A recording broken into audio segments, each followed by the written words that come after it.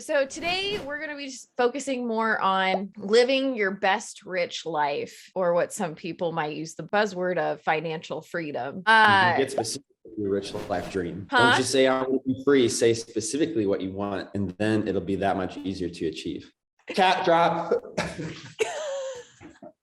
All right. What are the top habits that led you to where you are now, living your best rich life? Yeah. Oh boy. Well, I mean, the top habits that I think got me to where I'm at are different than maybe habits that I've developed recently. And I never was super specific, but I always felt like I want to be my own boss. I want to make my own hours. I want to do a lot of stuff. I want to take my, 10 closest friends on an African safari and pay for it. But I never got that specific from the beginning. I was just like, hey, I want financial freedom. So I did work my butt off and I got rental properties. And then I worked my butt off and we got a software company. And there was a long period of time where I didn't really do anything with that. And I could have. The more I've realized is like life gets kind of short, and to fully exercise what I've created is doing something like going to a race car driving school now, or going to Austin, Texas for 6 weeks or more right now. And so that's been really fun. And another thing was I did take my parents on some trips, no safaris yet, but I took my mom to go see a few concerts. I took my dad to Las Vegas, and then I took him back to Las Vegas, and I'm taking my mom to see Elton John. And we've got some really nice seats that are, I think they're on the floor, or maybe they're on a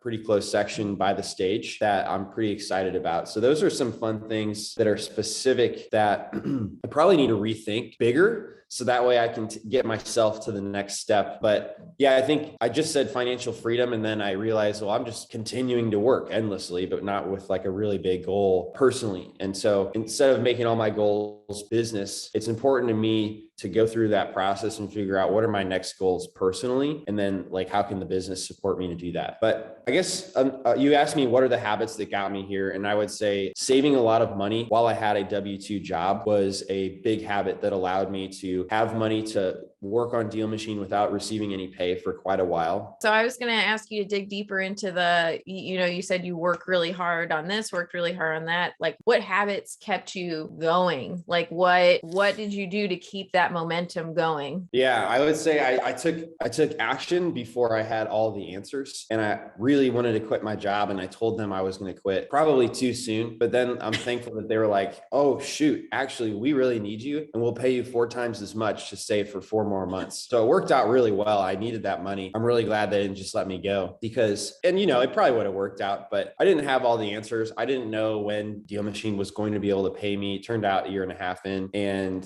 I took action that I needed to take, that I felt that I needed to take, because I was so excited and focused about DealMachine that going to work on the normal like work stuff that I had was torture at that point, because all I could think about was putting in more work at DealMachine. And prior to that, a big portion of why I had that motivation was because I was curious, and I took a job at a like small company that was just starting up, and I learned a lot. I didn't make a lot there, but I learned a lot. So that was another one of the habits that I wanted to share, that you don't always need to value money from the beginning. You can take away a ton of stuff that you learn, and that'll turn into money later if you apply those things. So with real estate, that could often look like going to a real estate meetup and doing something for free, or working for like a low dollar to help an investor out who's pretty experienced. I think the key is like find somebody who's pretty experienced. That way, you're learning the right things, not learning from somebody who's just stumbling through, like you may be if you're just starting out, or like I was when I was starting out. And I was not really a big morning routine person. I was not really like a big reading person, although I did read. It wasn't like, oh, I'm going to read this much,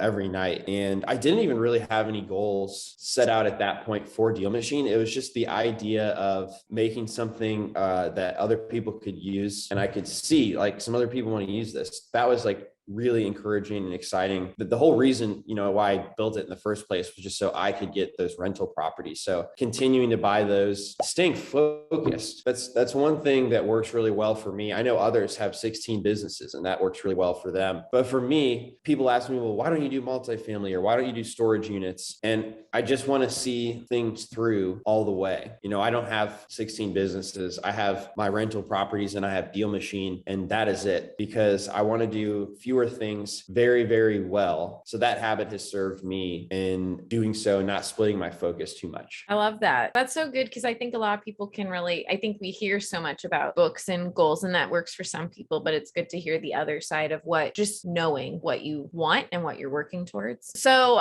this is a question I found that I would love your reaction to, but is there an easy way to get financial freedom? Yeah, I think I saw that Kong posted a video about how you can retire with one Airbnb. It just depends on what you even call financial freedom. And that's why it's important to get specific, because if financial freedom means making the average, which is $50,000 a year in the US, he showed that you can buy one property and you can rent it out, and you can, in the right location, earn that income with just one property. So I don't think most people really want to stop there. You know, once you do that, they probably want to do the next thing and then start working to build more of those. So I think for me, my goal always changed. Like with DealMachine, my goal was just to get me, 5 rental properties. And so I built it to help out with my process, and I kept buying those properties until I got there. And then once I saw like other people wanted to use it, then the goal was like, oh, let's make this easier so that they can sign up without me doing a 30-minute phone call to explain how the app works every time. So then that was the next goal. The next one was like, oh, I wonder if there's people that teach real estate investing that would want to share DealMachine with their students. And I started going to conferences and looking for somebody like that. The goal changed every time, and that's fine, but it was really helpful always to have a specific goal, and that helped me stay focused and achieve it. I love that. And that's where a lot of people, if you, I don't know, you like speak it into existence too, they talk about. And so the fact that you're on one thing of like, this is what I need, this is what I'm focused on. I'm really interested to hear this one, but what is the biggest surprise